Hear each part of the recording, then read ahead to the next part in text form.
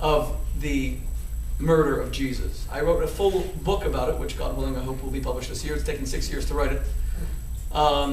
In fact, I'll get to this in a moment. I have a piece in tomorrow's Wall Street Journal. It just came out on WSJ.com. It'll be in the paper tomorrow, God willing, partially about Sarah Palin and blood libel and the murder of Jesus. That was the first blood libel. Jews who were killed were accused of bloodlust because they murdered the deity.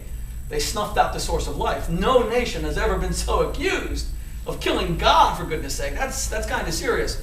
When he made a movie essentially demonstrating that, and I saw it, I knew that he had nefarious designs on the Jewish people. And people in my community said, I'll never forget this, Michael Medved, he and I debated on MSNBC. My dear friend Dennis Prager, one of the country's most respected talk radio hosts, with whom I've had many public debates and conversations, said, maybe you're overdoing it. I said, this guy, Mel Gibson, is an anti-Semite. He made a movie reaffirming the charge for which untold numbers of Jews have been slaughtered throughout the centuries. And it's a lie, and it's an act of defamation. It is the ultimate character assassination. And my wife will remember, we were on an RV trip in Oregon. I'll never forget this. What is it called? Ashland, Oregon, where they have the famous Shakespeare Festival? Anyone? Yes. Is it?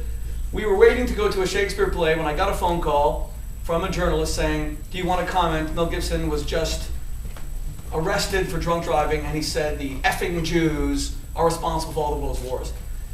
And my first comment was, unfortunately, I'm not surprised and I'm not shocked. And later when we discovered how much rage he had in him, when you make a movie saying that the Jews killed God, that's kind of serious.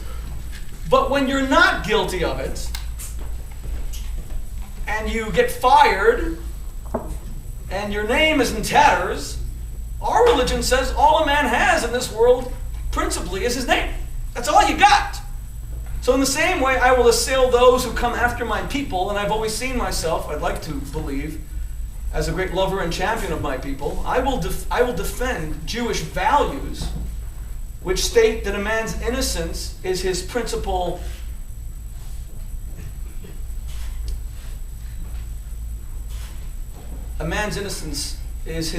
possession. And when it is tainted, when it is corrupted, he has a right to explain himself. Let me speak to you from the heart, and then we'll get into the conversation. I remember when Rick was fired by CNN. I remember all the commotion that was set in motion. I was confused.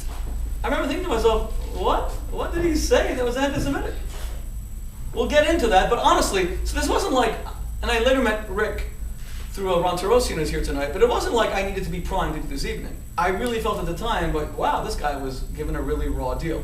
Maybe not. You'll decide for yourselves.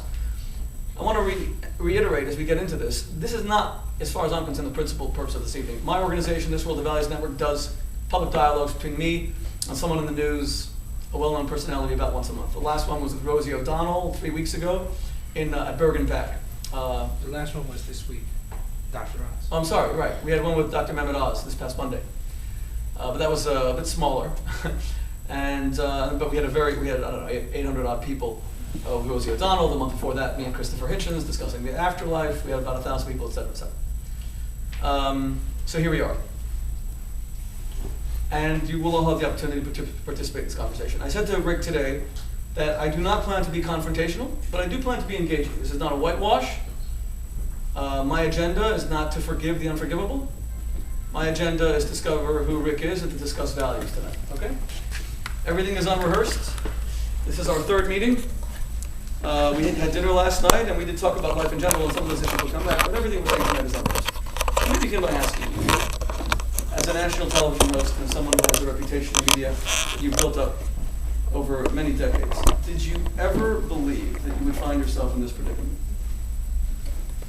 I didn't. And before I say that, I probably should say that I want to thank you. I want to thank you for the man that you are, and I want to thank you for opening your heart up to me. In many ways, I'm sorry, a little louder. In many ways, we can use the microphone. You've been.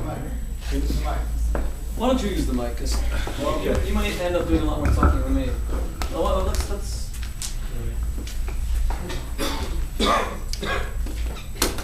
I want to thank the Carlebach Shul for having me here, and I especially want to thank Rabbi Boteach. And the reason is multifold. In many ways, it's because I think he mentioned that we've had some meetings before, but in these meetings, it hasn't just been about redemption, for lack of a better word. He's been hard on me. He's actually told me areas where I, perhaps as a man, need to improve. And it takes a lot for a person to say to another person something that powerful. I'm sorry. Because I guess what I'm trying to say is I know there's risk involved, and when you and I have had these conversations and you've said these things to me, I knew that they were coming from the heart, and I want to thank you for doing that. That's very nice. Well, thank you, and it's courageous of you to be here. And some of the things we talked about, I hope to raise. Did you ever think you would be in this predicament where people believe, or at least were told or read, that you are a bigot and made a bigoted statement that caused you to be fired from one of the world's most prestigious media outlets? This is very difficult for me because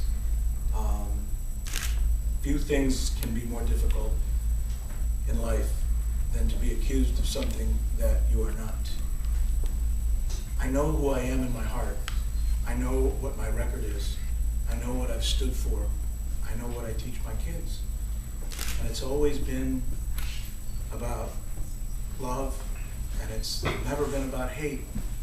So when I see the word hate associated with who I am, it's very tough. It's humbling. And hopefully in some ways it'll maybe make me a better person. Okay. You were born in Cuba. You come to the United States when you're 2 years old. You grew up in Hialeah, Florida. You were good at football. You go to Minnesota on a scholarship. You start working in journalism as a student. You work your way up. You end up as a national television host on CNN. And yet I have to say, Rick, it seems that you still saw yourself as someone who was being belittled by others. And that amidst your phenomenal success, how many people have a national television show in this country? You can count them on, what, 4 hands, 5 hands. Yet you seem to have always had a chip on your shoulder that because you're Hispanic, people look down at you. Why? I think it may have something to do with the experience that we all bring with us in our lives. I do come from humble beginnings. My father was a shoe shine person, and he washed dishes when he came to the United States. Miami Beach, the hotels that you and I are so familiar with. Yeah, I grew up in Miami Beach. I worked at the Barcelona. I used to break into the fountain all the time as a 12-year-old to go to the great pool section. It was fantastic. My father taught us hard work, and through seeing my parents, who were very poor, never made more than $9,000 a year combined income, I learned several things. Certainly not wealth, but I learned respect and I learned love. And these are the things that I learned from my dad, and to a certain extent. And I'm nervous. I did feel at times disrespected, and I lashed out. And I did so in such a way that allowed my words to be misconstrued, and I offended or hurt people, and I was wrong. Well, I want to apologize. But just before we get to that, before we get to what was said, I want to understand you. So your father comes as an immigrant, and he's forced to shine shoes and wash dishes, and you watch this, and you felt this was demeaning? Oh, it was personal, because I would work with my father because he needed somebody to help him. I told stories about how we would deliver furniture, and I would go to big homes where some very wealthy people lived, and I remember asking a lady once for a glass of water, and she said, "No, you drink outside, don't drink in my house." And I remember that stand. Because you were poor, because you were Hispanic? I don't know why, because I was different. See, that's always been my argument, that that's